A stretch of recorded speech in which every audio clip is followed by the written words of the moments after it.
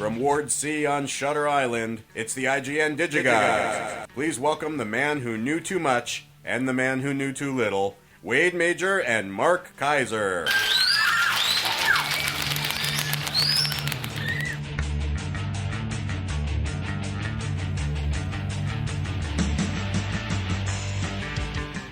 Ooh, mixing up the Scorsese and the Hitchcock there. That's a cool intro.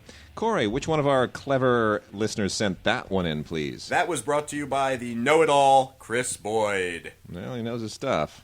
He made fun of you because you're an ass. Oh. I'm a what? I'm an ass blibble.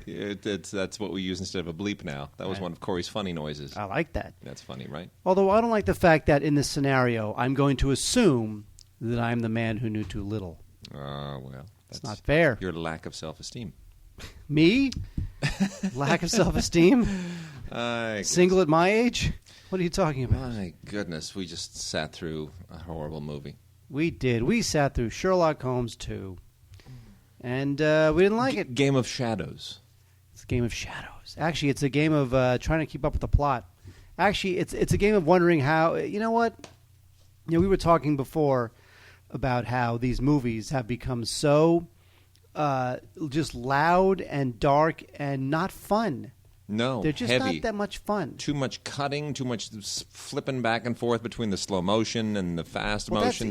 That's Guy Ritchie. Even that thing where which you liked, I guess, when he's thinking through everything, the premonitional. I like that at the end. See, at the end when he's sizing too much up of that in this. When he's sizing up Moriarty and Moriarty sizing up him, I bought it there. That makes sense there. Yeah. But the other 15 times, it just seems like whatever.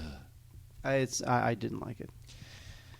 Well, anyway, before we segue from Sherlock Holmes, we should talk a little bit about our LAFCA voting, which by now everybody is aware of. That was so that our listeners understand that it's not like, it's funny because when you read the news reports, the press releases, I'm sure it's like this for anything, whether you're a politician or a movie star or whatever, but you read in the news, the LA Film Critics stepped outside the norm and decided to blah, blah, blah, didn't give anything to the artist, but it gave a Tree of Light and Terrence Malick. It makes it sound like we're so freaking legit. If they had cameras in the room... truly, it's like school children. We are a bunch of kids. We're just like a bunch of kids. We're just a bunch of idiots. And it was just it was like cliquish and unpleasant, and I really didn't like this vote. I didn't. It was very unpleasant. Yeah, well, when you look at the actual rundown of winners, it's a respectable list. I just didn't like the way we got there. It was not cool getting there, and you could tell nobody was happy with how we got there or where we got. They just weren't. Like there was no. There have been votes in previous years where everybody was like, "Yay!" You remember it was the tie between the best actor tie between Daniel Day-Lewis and that was before I got there. It was Jack Nicholson and Daniel Day-Lewis. Was it? Was it for you mean for About Schmidt? I can't remember what it was, but there was a tie. Anyway, I mean, we've had a number of, and I remember at a couple of occasions with those ties, everybody was like, "Yay!" There was applause in the room and camaraderie, and people are patting each other on the back and shaking hands. This just felt angry. Like, I hate your movie and you hate my movie and I hate you, and it just felt hostile. Well, the thing is that there are some eccentricities to our voting process that I think kind of came to the fore this year. Oh, are you thinking of when Sacha Baron Cohen tied with Forrest Whitaker? No, that was a cool one too. Everybody was thrilled with that, but there was another one with Daniel Day-Lewis. Earlier or later? I think it was earlier. Because we gave Daniel Day-Lewis Best Actor for There Will Be Blood, but it wasn't a tie. We gave it to him for something else too. It was like My Left Foot or something like it. No, it was something before I joined the group. It was like the year of Gangs of New York and About Schmidt or something like that. About Schmidt was like 2002. Yeah, that's probably it. Anyway. Here it is. Jack Nicholson, About Schmidt, and Daniel Day-Lewis, Gangs of New York. Yeah, it was a tie. That was it. And that was like there were cheers in the room when that happened. Yeah, you know why? Because they wanted because then they get Nicholson and Daniel Day-Lewis to show up to the dinner. And Daniel Day-Lewis was so gracious. He went up and he said, "I can't believe that I'm here with one of the great thespians of all time right here below me," and he just kind of put his hand out in a very gracious English gesture, and Jack Nicholson just sat there with the sunglasses on and grinned. And it was had the sunglasses on? He had the sunglasses on. It was a great moment. And how was Jack's speech? It's very funny because a certain friend of ours was in town from England. Yes. And came with me to that awards dinner, and actually he tried to get Jack's autograph at the end of the show, and because Jack was moving so fast to just get out of there, and he's like, "I'm trying to get out the door. If you don't mind, please." Really? Yeah, it was really funny. He was like, it was an awkward moment. Wow. Jack. How was Jack's speech? I don't remember. He's probably drunk. I don't remember. I have no recollection of that thing other than a few of these little anecdotes. And don't forget, by the time most people listen to this, the Golden Globes will have already announced and their the SAG Awards. The SAGs are tomorrow, and it's out of control. I don't know why anyone cares anymore. Well, we're already obsolete. We're old hat. We're done. We had 24 hours. We did. That's what you know what? We had 24 hours. I enjoy it. I enjoy you Facebook it. You tell your family. You email links to your family so that they realize that for one brief shining moment, people give a crap what I think about anything. And then they go back to obscurity. It's all over. Oh, my gosh. And there it is. Well, speaking of Sherlock Holmes, now that we screwed up that segue completely, there's we're going to start off on our Blu-rays and our DVDs right now. There's a Kino release this week, a couple of silent films from Kino, and the most interesting one, if not the best one, but certainly the most interesting one, is long forgotten. This is a 1922 silent, and silent films are all the rage again now. Remember, thanks to The Artist and Hugo, and it's like it's cool to like silent films again. This was from 1922, 85-minute long Sherlock Holmes, starring John Barrymore, who is really a good-looking Sherlock Holmes. The Barrymores were legends already in the silent screen and the stage at the time of silent films, and of course went on to have some degree of success in the early talkies in the 30s. And we now have it's John Barrymore's great-granddaughter, Drew. Drew's from John, right? Yes, although did you hear what happened to Cary Grant's grandson? No. So Cary Grant's grandson was arrested and is serving some time for shining a laser pointer at a helicopter. I did hear that. You know what? No. That's was that Cary Grant's or is that no? That's Clark Gable's. Oh, that's right, Clark Gable's. Clark Gable's. No, I know that story. Clark Gable's grandson. Yeah. Shined a laser pointer at a helicopter. I actually have had some contact with him when he was younger, because believe it or not, his mom's brothers are good friends of mine. You mean the grandson's mother? So Cary Grant's mother? No. Clark Gable. I mean, God darn it. Yes. Clark Gable's mother. Clark Gable's son married into a family that I grew up with. The actual Clark Gable. His son. The son of the actual Clark Gable. The father of this kid. The father of the kid. The father of the kid. Hang on. I'm wrapping my head around this. Okay. This kid has parents. Okay. Are we clear on that? So it's not some sort of like immaculate no. conception. Okay. This guy's got parents. His dad is Clark Gable's son. Got it. His mom is from a family that I know very, very well. Got it. So, I remember him when he was a sweet young kid. I don't know what happened to him since. And now he's serving time for pointing a laser at a helicopter, which is silly, actually. What an idiot, honestly. Yeah, but seriously, is that what you put someone in jail for? Yes, laser? Wow. Yes, because you can crash the helicopter. Okay, well, I guess, but geez. Well, what kind of douchebag would do that? Dude, I'm so cool, dude. Watch, dude. Look at this laser. It's going to be awesome, dude. Oh, my God. The laser is going to be messed up, dude. It's unbelievable. I can't believe how cool I am. Yeah, well, anyway. Dude, I want some pot. Brilliant. So anyway, this is John Barrymore doing the Sherlock Holmes thing. There are not a lot by way of extras here, but it is quite nicely done. Kino, through their alliance with Lorber Films under the Kino Lorber panel, did a great job, nicely transferring. It's a really, really sharp Blu-ray transfer. Worthwhile, part of the Holmes lore. And then we also have... Now, how about Holmes and Yo-Yo? Different Holmes entirely. When is Holmes and Yo-Yo coming out on Blu-ray, Wade? Mr. I Know Everything, Mr. The Man Who Knew Too Much versus the Man Who Knew Too Little.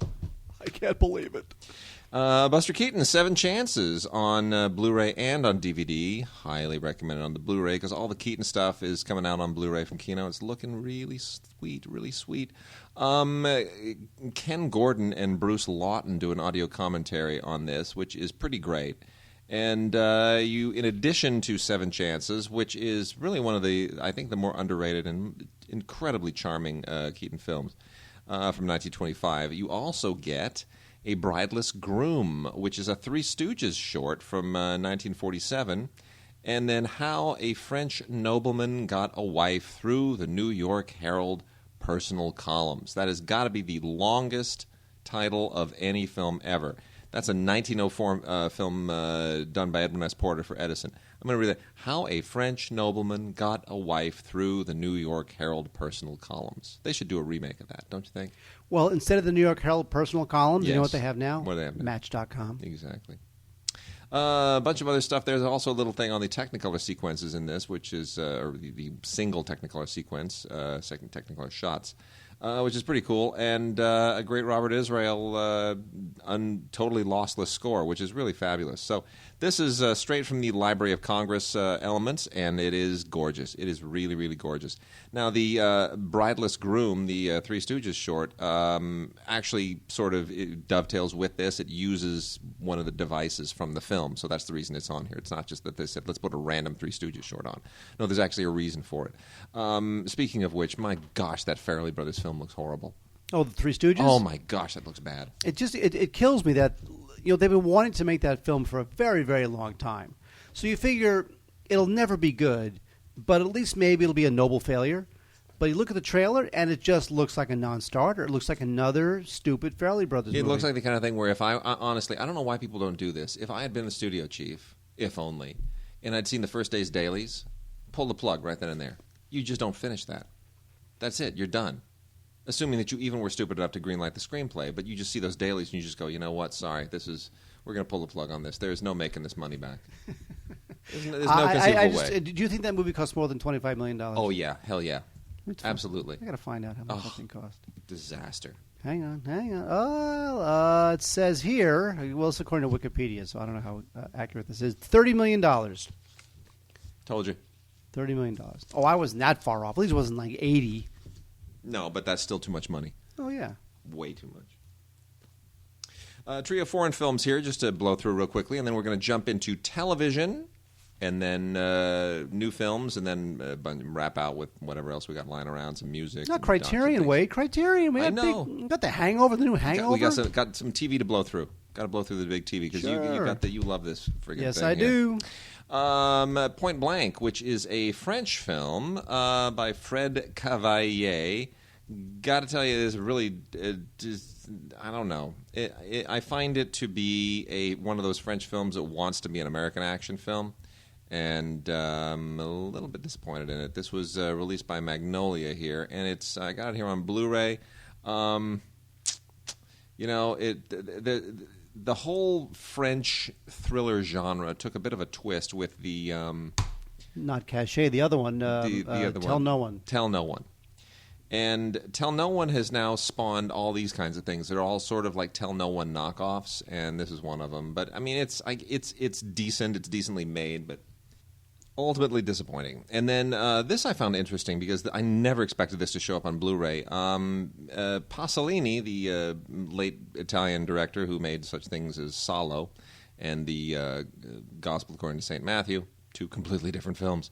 Pasolini considered one of the great Italian directors of the 60s, that era, the 60s era primarily. In the late 60s, 1969, he made Medea, starring Maria Callas. And it's a stylish and peculiar and odd film. It's the only film that Maria Callas ever made as an actress. Remember, she is an opera legend. And I still don't really know what I think of this. It's full of all of those extreme Pasolini obsessions, all of those conflicted religious and moral issues. It is fascinating. It is a beautiful Blu-ray. I'm surprised how good it is, considering that the elements probably shouldn't be in that good condition. And E1 did a pretty decent job of this. But again, the problem is it's Medea, and I'm not that heavily into Medea, regardless of how well it's made. So I kind of wind up semi-liking this in spite of myself. And then lastly, a movie that I'm enormously disappointed in. This is Detective D and the Mystery of the Phantom Flame. Detective D is a kind of a legendary literary figure in Hong Kong and in China, and they went up and threw together a big old whiz-bang martial artsy Detective D movie directed by Choi Huck. And Choi Huck has just not had it going on for, 15 years now. It's been a long time since he's really done anything good, either in Hollywood or in Hong Kong. And this is a lot of excess, and it's really convoluted. And they're trying, obviously, to do, speaking of Sherlock Holmes at the top of the show, they're trying to do kind of the same thing with Detective D that they did with Sherlock Holmes by resurrecting it as some kind of an action franchise, and none of it makes any sense. The whole thing is really overwrought, and too many special effects, and a very convoluted plot, and Detective D isn't really a detective. He's more of like a judge. He's an officer of the court. But that doesn't make any difference here. The martial arts are even convoluted, which is sad because Sammo Hung did the choreography, and Sammo usually just nails it in these films. Like, he nailed it in the two Ip Man films, and it's really not even that good here. But Sammo's got to be in his mid-50s, don't you think? How old's Sammo? You think he's in his mid-50s? In mid-50s. Look it up on Wikipedia. That always has correct ages because it says that, for example, Charlize Theron is 36. How old is she? She's so in her 40s, dude. Oh, is she? Oh, she's so in her 40s. Look on Wikipedia. It also says that Angelina Jolie is like 36. What is... I don't know how they... I mean, I understand. It's ageism, and they're trying to maintain their careers and convince people that they're under 40 as long as they can. But Angelina Jolie is about 41. Well, IMDb says Charlize Theron was born in 75. So wrong. So wait, 75, 85, 95, 2005, 36. It's so wrong. It's just so beyond. That's such a lie. It's just not even. I'll tell you, it's not even close. If Charlize Theron is 40 or above, she's Yes. looking pretty. She's about 42, is my guess. Really? Yeah, that's my guess. There's no way that she's 30. There's no way that she and Angelina Jolie are in their 30s. Not even close. That puts them around the same age as Reese Witherspoon. I'm sorry, no. Okay, now Reese Witherspoon can't lie about her age because she was a kid actress, But Charlize Theron came over here from South Africa. She was probably about 26. But sure, nobody knows when she was born. She could say, hi, I'm 21. She was 26. She looked 21, fine. Well, so you believe that Reese Witherspoon is 35? She is absolutely 35. Okay. Because I interviewed her when she was 14. Right. And she was 14. So, I mean, she can't run away. She was a child actress. So, I mean, that's, kind of, you're locked into that. But, and Angelina Jolie, that's not even a secret. I mean, I know people who went to school with her. Her graduation date should be easily obtainable. She's Beverly Hills High School. Come on. She's not. She's like 40 or 41. It's absurd. Don't be jealous. Silly nonsense. You know what? I don't get it. We've talked about this. Yeah, I don't understand her. I don't get it. Don't get well. it. She's not attractive to me. I mean, I guess she's beautiful, but I just don't get it. She's too scary. Okay, tell me why I should like this show again. I love The Family Guy, although I have to say that season 9, it was not a great season for Family Guy, not my favorite season, but I still do love the show, and I love it like I used to love The Simpsons, even though it's slowing down. And this one has some good episodes. The Halloween episode is pretty good. Road to the North Pole is good. German Guy, not a good... Actually, you know what? German Guy is probably one of the worst episodes of the series, if you ask me. And It's a Trap is on here, which is when Peter retells the story of Return of the Jedi. So there are some good stuff. There are some good episodes, even though season 9 is not that great. Special features include a commentary on some of the episodes, deleted scenes, animatics, which are always useless. Now this one contains extended episodes never seen on TV. This is uncensored, which means that they don't bleep the bad words. Mm-hmm. And there's some. It's funny, like instead of having more deleted scenes as a bonus, they just reincorporate some of the deleted scenes into the episode, and then it becomes an extended episode. So, I mean, I guess there's something there. So I love Family Guy. Again, not the best season, but I love it, and I want it, and it's mine. Give it to me. Fabulosity. Thank you. I'm going to blow through 4 vintage TV seasonal releases here. One is the first season of The Courtship of Eddie's Father. This show kind of semi-spun off from the Vincent Minnelli directed movie that was a big hit, which the movie was in 1963, and then around about 1969 they kicked this into a TV series, which really had nothing to do with the movie. Very little. It kind of was much more in vein with all those single parent shows. And a lot of people don't realize this, but divorce was becoming such kind of it was becoming a much more, I don't want to say accepted, but it was more of a reality in American life in the 60s. It wasn't something that people ran away from. And television really tackled that. And that's why you wind up with Courtship of Eddie's Father. You wind up with two single parents in The Brady Bunch.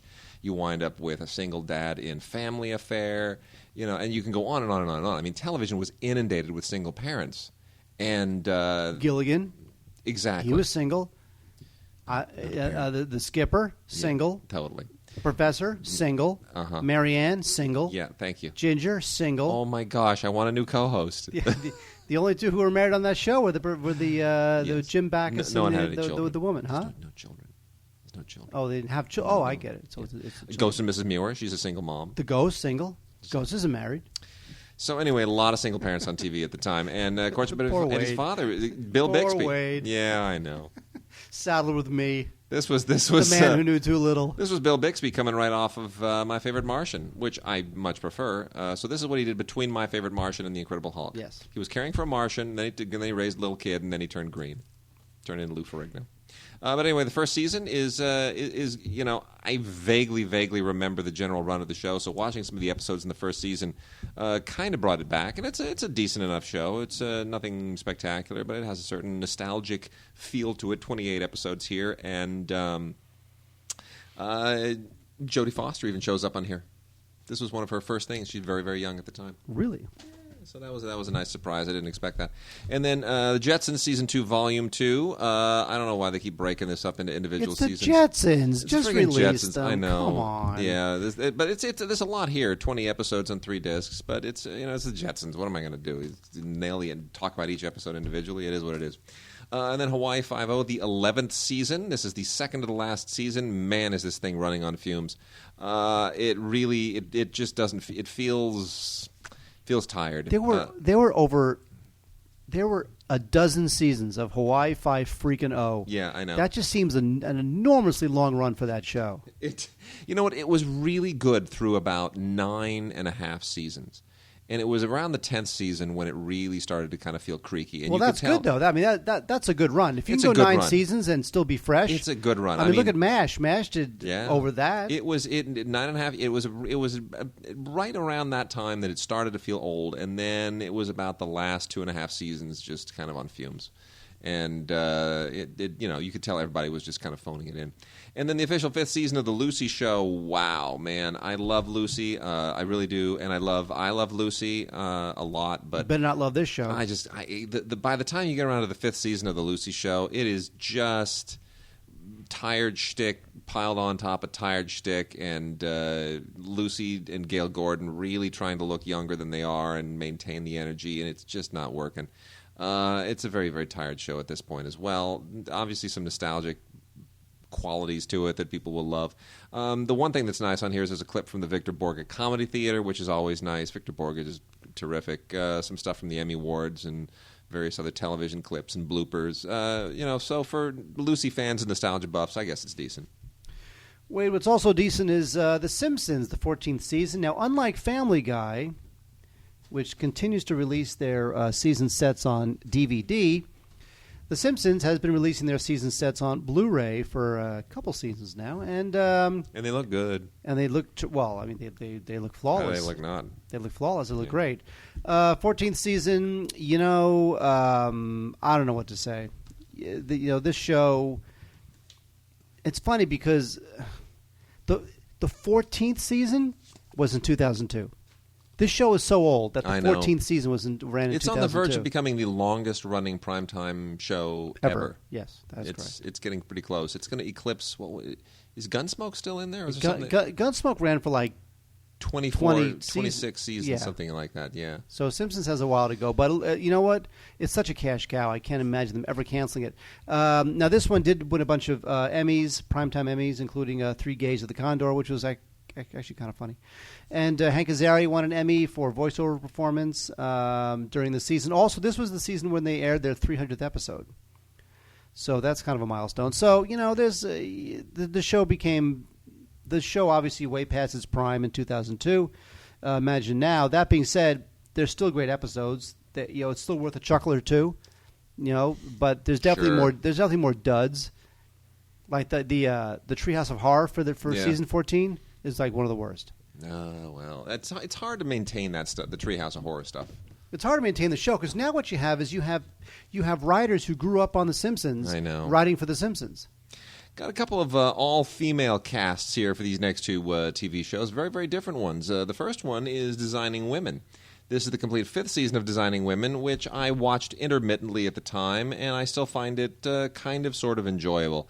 It's not terribly well written. This is one of those, Linda Bloodworth-Thomason shows from the era back in the 80s and early 90s. It's not terribly well written, but you know what? It sustains because it's just got 4 terrific actresses in the cast. Delta Burke, Dixie Carter, Annie Potts, and Jean Smart. Annie Potts, of course, kind of soared to huge popularity just before the show went on the air because she was in Ghostbusters. And the late Dixie Carter, of course, married to Hal Holbrook, and that was a wonderful romance, and it's just so sad that she's gone. But this show really had a nice little thing going, and season 5 is just run of the mill. It's the same routine, all the same Southern quips, and it's like the Golden Girls, except not as they don't wear Depends yet. And then the other all-female cast is the reality show The Real L Word, the 2nd season from Showtime. This is basically, a reality show about hot lesbians in Los Angeles. And the funny thing is, I know a lot of gay women. I don't know any gay women that watch this show. I know a lot of straight men. They all watch this show. Oh, of course. So what does that tell you? It tells you that the show exists for exactly titillation. Straight men. That's right. Anyway, the other interesting thing here is like all these Showtime and a lot of these HBO things, and in fact a lot of these CBS Paramount releases, the special features are all about cross-promoting. It nothing to do with this show. It's all about cross-promoting other shows. This is the first 2 episodes of the miniseries The Borgias.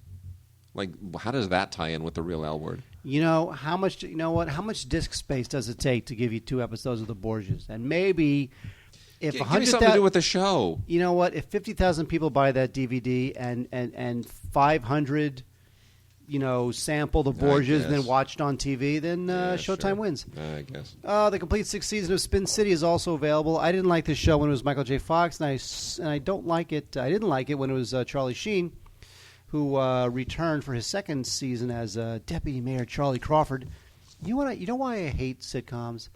I don't like sitcoms that make the name of the characters, the first name of the character is the first name of the actor playing the character. I don't like that.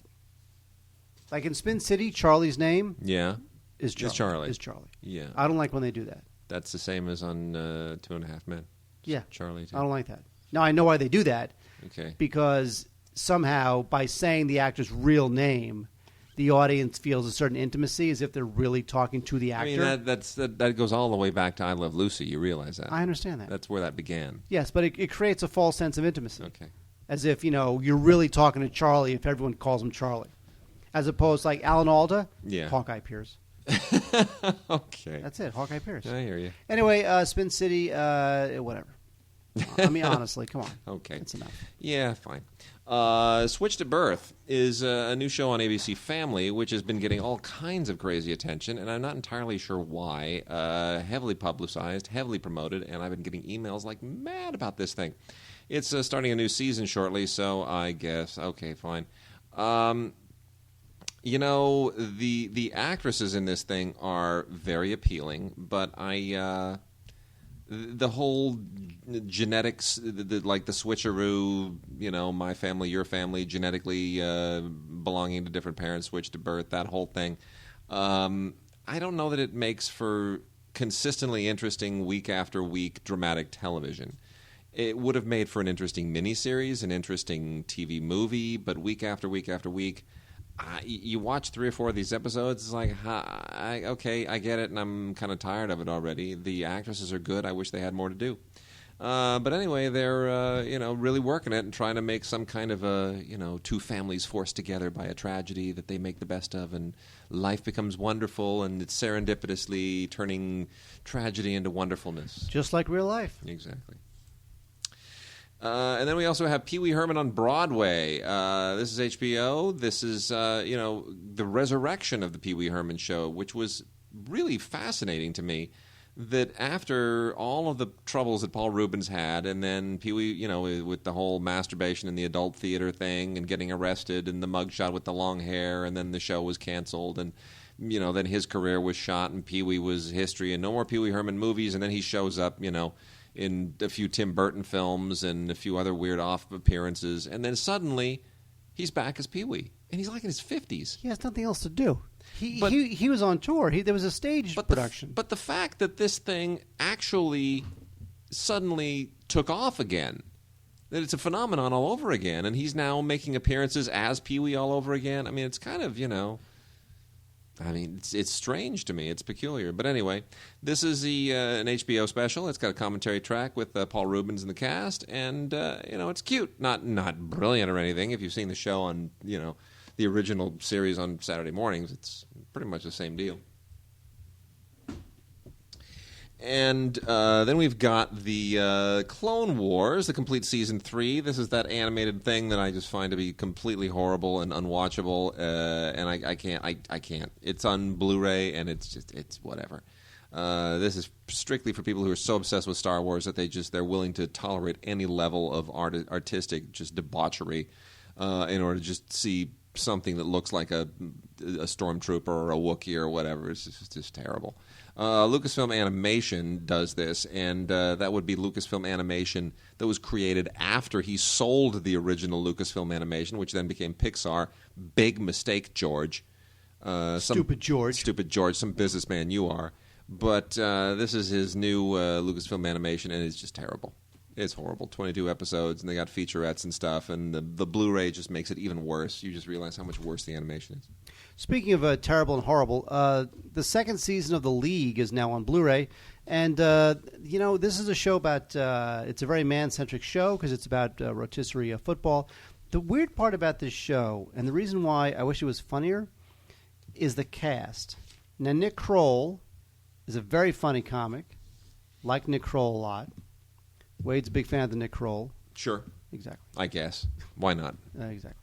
But the weirdest casting is the star, Mark Duplass. Now, Mark Duplass is a mumblecore director. Mark Duplass is a director. He directed films like Baghead. Yeah, and The Puffy Chair. Mm-hmm. And he directed Cyrus. The Jonah Hill, Sure. John C. Reilly thing, Marissa Tomei. Sure. I mean, the guy's a director. He's a writer-director is what he does. Yeah. And somehow, for some reason, he stars on The League. It's weird. So it's a weird cast, and it kind of and Jeff Goldblum's in this too. He did a couple episodes, and that's kind of, I know he's awesome. Terry Bradshaw was in it, and Antonio Gates from the Chargers. This is all season 1 stuff, but somehow I don't find the show all that funny. Maybe because I think this is why I don't find the show funny. I have come to a decision. It's a momentous decision. Yes. Except for baseball, Mm-hmm. I don't like sports. Okay. I don't. I just don't know what it is. I like sports. Do you know what I learned the other day? That the Green Bay Packers are undefeated. Didn't even know that. No clue. And Tim Tebow? Yeah, I just found out about him. I guess he was terrible, and now he's good. I just learned that. Or maybe like, the other way around. Something like that. But I think the other thing about Tim Tebow is that he's really hyper-religious, and his parents were missionaries, and his mom could have had an abortion and didn't, and he's the result, and now he's going to possibly take them to the Super Bowl and beyond. Well, that's why every single snap of Tim Tebow's career is automatically at the top of the Drudge Report. Okay, because he's guy's got a bunch of pandering to do. Yeah. Oh, Wade, what happened to Cowboys and Aliens? Oh my gosh! You know what? As we segue to movies, this film was a big catastrophe. Everybody had a lot of hopes pinned on this thing, and I'll tell you, I didn't mind the first hour of the movie. I really thought the first hour had some interesting stuff going on. It was, it's not quite steampunk, but it sort of aspires to some of the same irony that's part of steampunk. But then it just once the aliens started bouncing around and they're infiltrating their way into the fembot lair, and it got goofy and it just. Stupid. You know what the problem is with this movie is that it's just product. It's just a widget movie. It doesn't. Sure, it's got the same sugar rush as eating a candy bar. It's the same empty calories as a candy bar. Candy bar tastes fine, and you get it. Yeah. But then it's nothing. It's just nothing. It's just so bad. It's just, Harrison Ford. This I go off a lot on Harrison Ford. I'm completely over him, but this is the type of movie. If this movie was good, this was the type of movie he should be doing. It's a bit of a supporting part, but it's in theory a cool movie. That's not just him saying, give me back my son. It's an actual interesting, cool part in a fanboyish movie. But the movie's terrible, and he's not good in it. No, he's not. He's trying too hard, and I can't get a handle on his character, and I just didn't like this movie at all. It's just product. It's just bad. I agree. An interesting Fox film that I don't particularly care for, but I do give Britt Martling, the lead actress, a lot of credit for taking something that should be totally formulaic and familiar and actually making it feel more interesting, is Another Earth, which was a big hit at Sundance. It won an award at Sundance, a special jury prize. And here's the thing. Another Earth is sort of like, we've all seen those movies about somebody who's committed some horrible wrong against another human being, and then they're a drunk driver, or you're a drug user or whatever, and you wind up, killing somebody. And then the family that you wronged, you insinuate yourself into their lives anonymously, hoping to try and make amends. And then the film kind of, skips along as they all become really good friends till that big reveal moment, the big Tootsie moment at the end when the family or whoever discovers, like, oh my gosh, it's you, I hate you, you ruined my life. And then you have to sort of earn the redemption all over again. We've seen that 1,000 times. It's been on TV, it's been in numerous movies.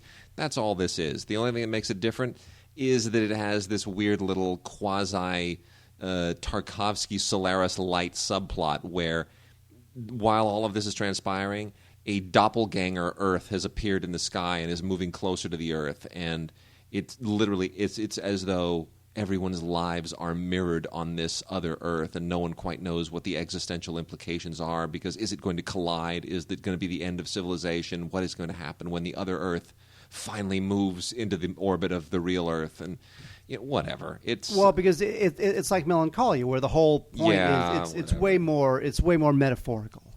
I guess. Look, basically, it's like just an average movie made on a shoestring by people who know how to use Adobe After Effects to put an Earth in the sky.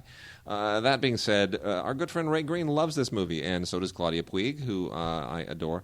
So I give them the benefit of the doubt. Maybe if you share their tastes and you don't share mine, you'll enjoy it.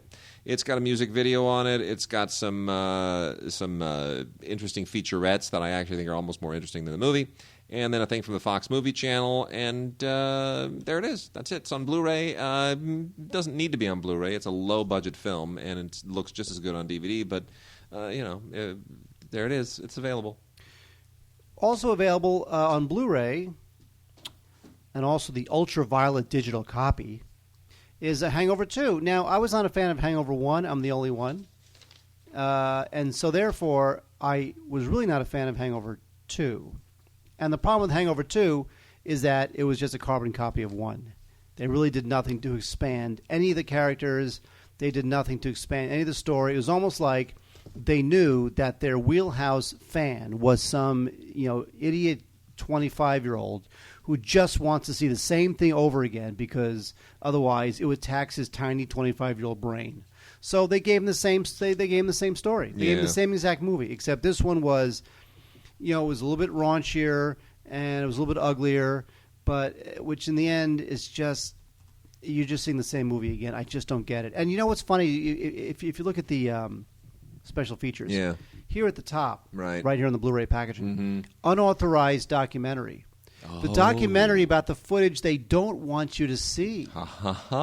See, it's unauthorized, but somehow it made it onto the Blu-ray, and they even were able to sneak the wording onto the packaging, even though it's unauthorized. That's pretty... Somewhere there's a 15-year-old kid going, do you think it's really unauthorized? I remember years ago, there was... Okay, maybe you remember this. This is not related at all, but I just flashed on this. Mm-hmm. Years ago, there was a radio station here in Los Angeles called Pirate Radio. Remember Pirate Radio? Catalina. It was based in Catalina. Pirate Radio. 97.1. They used to have these... I remember. Their station ID would be like, transmitting from a barge in the middle of the Pacific Ocean. It's Pirate Radio. And me and my friends would say, do you really think they're transmitting from a barge?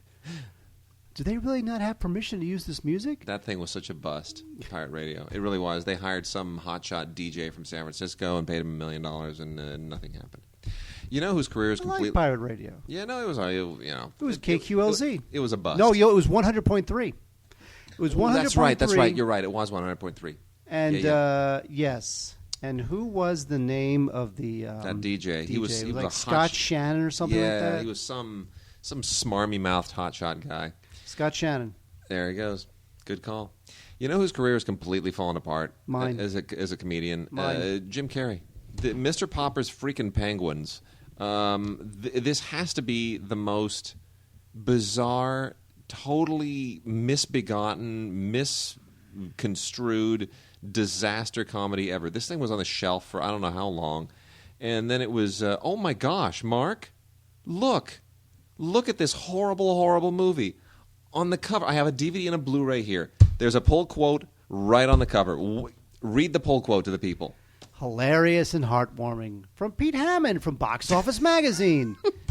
We sort of write for Box Office Magazine, although we're not really sure. I swear. Do we write for Box Office Magazine anymore? When you want to. It's on an as-wanted basis, I suppose. Well, wanted by who? By us or by them? Who knows? It's the end of the year. I'm done seeing movies through the end of the year. I really am. I'm through. You know, that's the way it always is. We burn out for voting, and I'm done. You know, I mean, I have to see a bunch of stuff still for this week's radio show on KPCC, but we've seen everything already. We've seen Dragon Tattoo, War Horse. I had a few documentaries I had to watch. I had to watch, like, I think today, The Look, which is that wasn't even sent to us for awards, which is the Charlotte Rampling doc. Is it about her? It's about her. It's basically interviewing her and about her and clips from her movies, but there's nothing spectacular about it. Interesting. I'll talk about it on Friday. Anyway, Mr. Popper's Penguins, Jim Carrey, it's not hilarious and heartwarming. With all due respect to Pete, it just isn't. It's just silly and trite and useless, and it wants to be a heartwarming movie, but it's absolutely crazy. And the only reason it was made was because penguins were suddenly hot, because they were in not only Happy Feet and Happy Feet 2, but we had the penguins in the... March of the Penguins. In the Madagascar films. And March of the Penguins. So penguins were hot, and they thought, Jim Carrey, penguins can't go wrong. No, you know what? It went wrong. See, but that's the irony at the end of The Descendants. Exactly. Remember, now, without giving it away, spoiler alert about the ending of The Descendants. It's not a plot thing. It's just a funny little thing he does at the end. Spoiler alert, 3, 2, 1. They're sitting on the couch in Hawaii, the hottest state of the Union. Yep. And what are they watching on TV? March of the Penguins. That's right. Speaking of, we're done talking about the spoiler alert is over. But spoiler, it's over. 3, 2, 1, over. No, anybody in L.A., it's probably sold out by now. But if it's not sold out, come on down to the American Cinematheque Aero Theater Wednesday night for a double feature of Alexander Payne movies, The Descendants and Election. And in between the screenings, I will be moderating a Q&A with Alexander. How are you getting all these Q&As? Who calls you? The Cinematheque. Oh, so the Cinematheque called you? Yeah. I did the Q&A on Sunday right after. How was that? It was great. Right after we gave Emmanuel Lubetsky an unbelievably overwhelming honor as best cinematographer for Tree of Life, I then got to go to the Cinematheque for the Q&A after the screening of Tree of Life with him. Wonderful, just delightful. What a sweet guy. Really, really awesome. Yeah. And talked about working with Malick, and it's really interesting to hear how he sort of was able to get inside Malick's head after working with him on The New World. Just knows his process, knows what he wants, and what is Malick's process? What does Emmanuel say Malick's process is? He shot like 2 million feet of film on Tree of Life, and it's all about just wanting to get the moment, just capture the moment, just wants it to be spontaneous and real, and he just works it until he gets that little moment. So you have to just work with the natural light, and he doesn't, don't worry about getting things set up and staging it. It's just let the reality happen. Let it just transpire, and then there's going to be a magical moment somewhere there, and as long as the Steadicam is right there, it's going to catch it. But I had read that Lubetsky didn't even read the script. There was no point. It was like no, he knew better. After The New World, there was no point. He would just learn whatever the scene was that day, and he would just learn that day's scene. That's it, precisely. Yep. Interesting. What's not interesting are these two animated films, which we will blow through. The LA Film Critics Association, we named Rango Best Animated Film of the Year. I loved Rango. I thought it was great. It's okay. All about the Rango. It's okay. But two of the films that didn't win are The Smurfs and Kung Fu Panda 2. Now, Kung Fu Panda 2 is actually not that bad, and I liked Kung Fu Panda. I thought it was fine. The Smurfs, terrible. Now, The Smurfs is in Blu-ray 3D, so you need the glasses and the TV, which means no one will be able to watch this. No one's going to want to watch it. But it does play in regular 2D, and it includes a DVD. So if you get this or you get it as a gift for Christmas, it's not like you can't watch it. Yeah. The Smurfs is obviously based on the cartoon, and I just don't know what to say. Roger Gosnell is the director. He is sort of the go-to guy for cartoon adaptations, like live-action cartoon hybrid adaptations. He did the Scooby-Doo films, and it's totally serviceable as a director. He's totally whatever. But the film is not that funny, not cute. It tries to pander to the adults with certain song choices and little inside jokes, but it's just tired, doesn't work.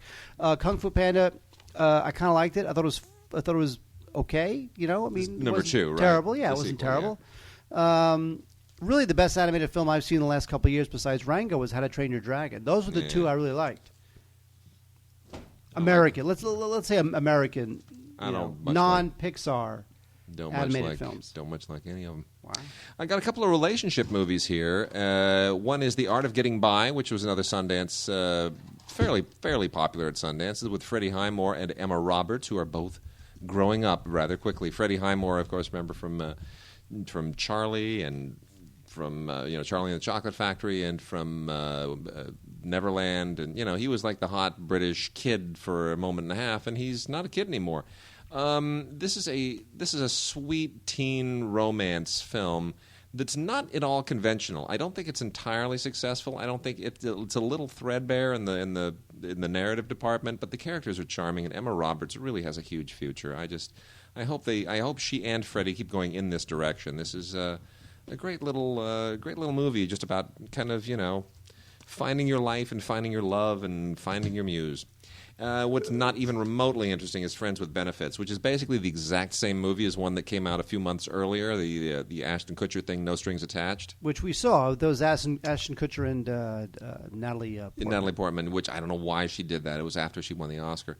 This is with Justin Timberlake and Mila Kunis, who I really like a lot. I mean, I like both of them, but it's the same thing. When does friendship begin and sex end and love begin and so forth and so on, and how do you have a sexual relationship that doesn't lead to romance and love and commitment, blah blah blah blah blah, all that fun stuff. This is just straight up formulaic nonsense. The only thing that I found interesting about this is Woody Harrelson playing a gay co-worker of Justin Timberlake's, who is the most non-stereotypical gay guy you'll ever see in a movie, which was really refreshing. And I thought Woody just chewed it up. It was the only thing that I thoroughly enjoyed in this movie. It's on Blu-ray. Whatever, rent it if you have to. It was a bit disappointing because the guy who directed Friends with Benefits also directed Easy A. And Easy A is a terrific movie. Yeah. Did you not like Easy A? I like Easy A, but that's terrific. But that was Emma Stone's coming out party. It was great. Absolutely, but I just don't know that it was his doing. It was an Emma Stone thing. It was her magic, The Devil's Double features an amazing performance by Dominic Cooper. This is just such an odd film, though. Lee Tamahori, who of course did Once Were Warriors, coming out of New Zealand, and then made a whole bunch of bad movies in Hollywood, including one really catastrophically bad James Bond film. He tries to return to form here. The problem is because he's using this heavily choreographed digital camera system so that Dominic Cooper can play two parts simultaneously on screen. It makes everything feel less spontaneous than it should be. It feels very staged, very choreographed. You can tell that they're kind of beholden to the technology. That being said, the story is amazing. This is the true story of a guy, based on the actual guy's memoirs, of a guy who was recruited to be the public double for Saddam Hussein's son Uday, who is the crazy one. Uday was the lunatic, right? The one who would shoot soccer players if they didn't perform well and all that kind of nonsense. And because Saddam had his own doubles that would appear, at public appearances, Uday figured, I want one. So he pulls this poor guy off the street and says, you're now going to basically be my slave. You're my double, and you're going to go and make speeches. And it's true. He would make public speeches. People thought it was Uday. It was this guy.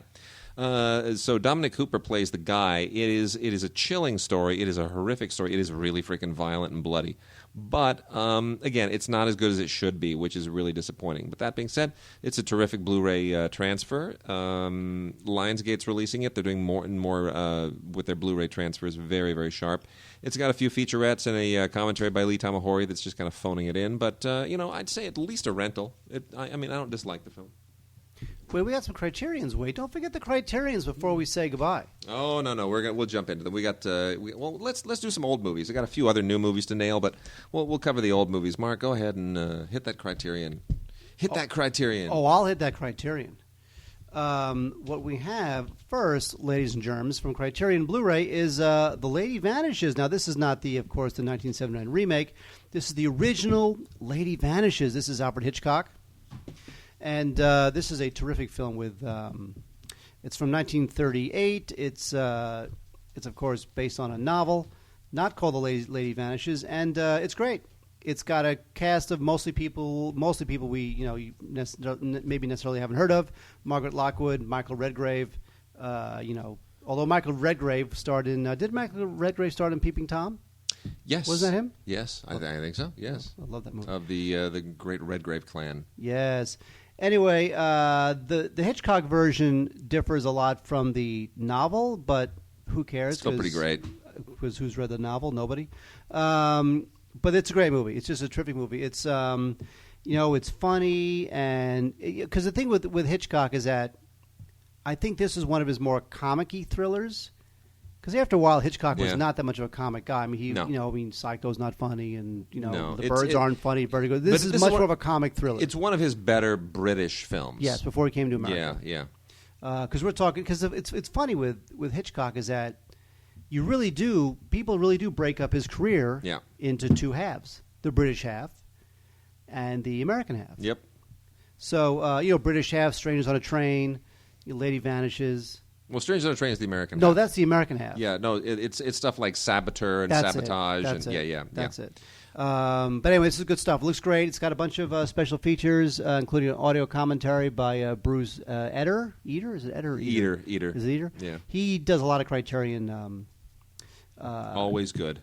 Yeah, what's it called? Commentaries, art galleries, a video essay, excerpts from Truffaut's 1982 audio interview with Hitchcock, which is great. Yeah. Good stuff from Criterion. Amazing Criterion release here is something I never expected them to release. This is Design for Living, which is a 1933 Ernst Lubitsch film based on a Noel Coward play adapted by Ben Hecht. How do you get any better than that? Lubitsch, Hecht, Noel Coward, unbelievable. I'll tell you how you get better with the cast. Frederick March, Miriam Hopkins, and a Gary Cooper who is so young he almost looks like it looks like a child. It's amazing how young and smooth he is. The manly looks aren't there yet. He's just like a young boy. But really, actually, a pretty terrific film. It's kind of it's a comedic love triangle farce with these three Americans in Paris. And because it is a pre-code film from 1933, it gets to be a little bit more risque, as per the play, than it would probably have been able to just a year and a half or 2 years later. Also, Edward Everett Horton shows up. We love Edward Everett Horton because Edward Everett Horton is perhaps better known to you as Mr. Peabody. He is, of course, the voice of Mr. Peabody in all of those cartoons. But he's cool. He's a terrific actor, great voice. This is lovely. This is on Blu-ray, a great transfer, sparkling black and white, silvery, shimmery, transferred from pristine elements. You just can't get any better than this. And tons of extras, including The Clerk, which was this Charles Laughton thing that was directed by Lubitsch as part of an omnibus film in 1932. And a British television production of Design for Living from 1964, which was has an introduction from Noel Coward.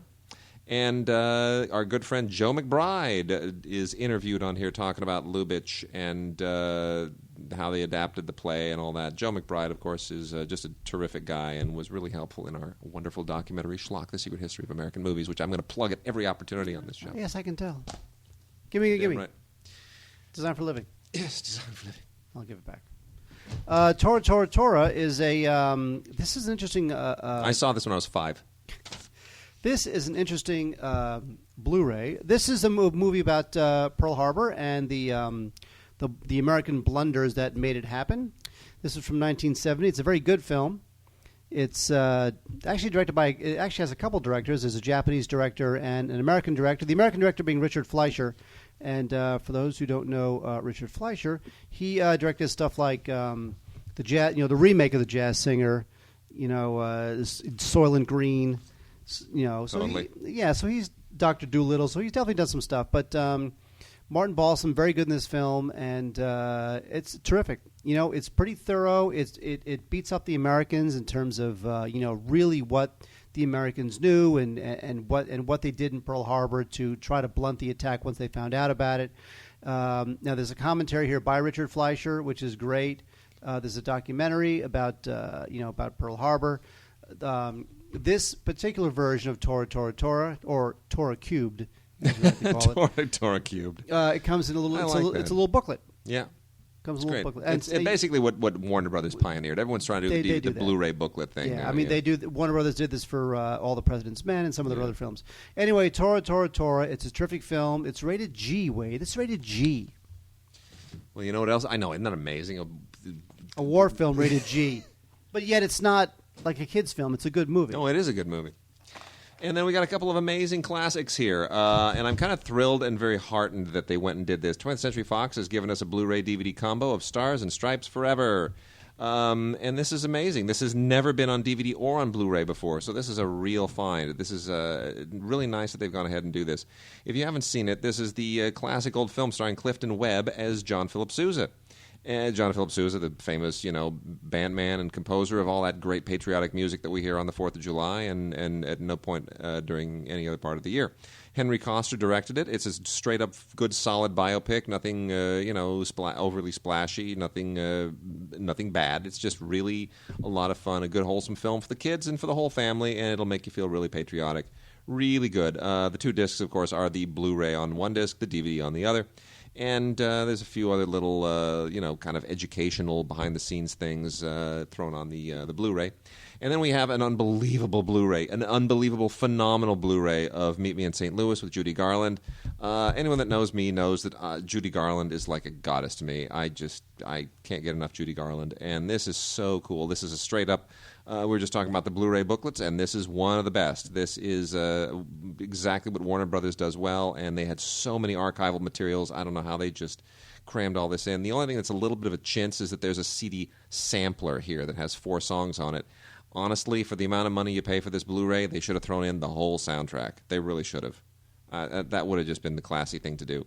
Anyway, Liza Minnelli does an introduction, and then there's a great audio commentary here that includes just about everybody from Garland's biographer, John Fricke, to Margaret O'Brien, all grown up, and composer, and it's really everybody weighing in and giving you a great sense of the movie. And a Lux Radio Theater broadcast of Meet Me in St. Louis as well. It is wonderful. This is a film you absolutely have to get right now, especially in the holidays, because why? This is the movie in which the Irving Berlin song "Have Yourself a Merry Little Christmas" debuted. So, "Have Yourself a Merry Little Christmas" sung right here in Meet Me in St. Louis. Judy Garland had a lot of Merry Christmases. You know why? Because she would pop pills. Oh. I know. Judy Garland was a rather troubled lady, and her daughter, Liza Minnelli, even more troubled. Mark, let's wrap out with a few newer films that people should be aware of, since they're all going to, well, some may be kind of in Oscar contention in some categories. Rise of the Planet of the Apes is the reboot of the Apes franchise. This is, of course, after Tim Burton completely screwed up his relaunch. And they hired Rupert Wyatt, who was the director who did a film I liked a lot, the one with Brian Cox. What's it called? The one with Brian Cox, the machinist, the mechanic, that one.